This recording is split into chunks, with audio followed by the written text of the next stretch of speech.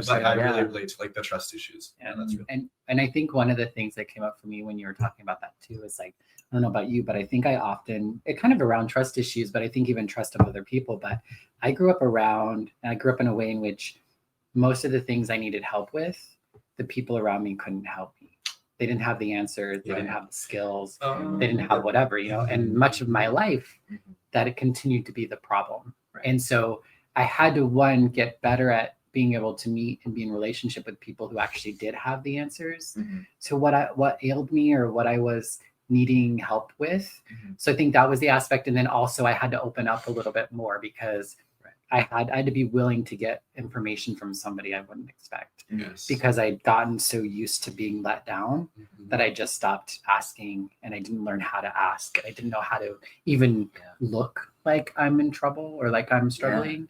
And so it took like a few years ago, I hit that wall where I was just like, I remember thinking like I was screaming at the top of my lungs, just like, help me. I felt like I was having that in every conversation in my life. And people were like not even fucking hearing me. And I just had to like realize that like, it's not them. It's not them. Like, you're not actually asking for help. Yeah. You know what I mean? Well, like, even if I was like, I've never done it before. Yeah. And if I did, it was like, I don't know. It's just like, I created this narrative of who I was and I didn't need anybody. I remember telling my mom, no, really, I'm not okay. I almost locked myself up in a hospital this weekend. Yeah. And she would just be like, oh, you'll be okay. You'll get through it. You always do.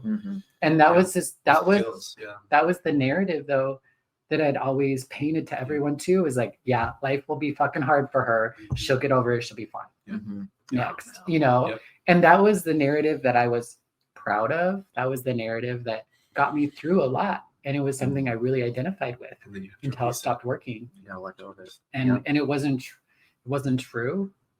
It wasn't true.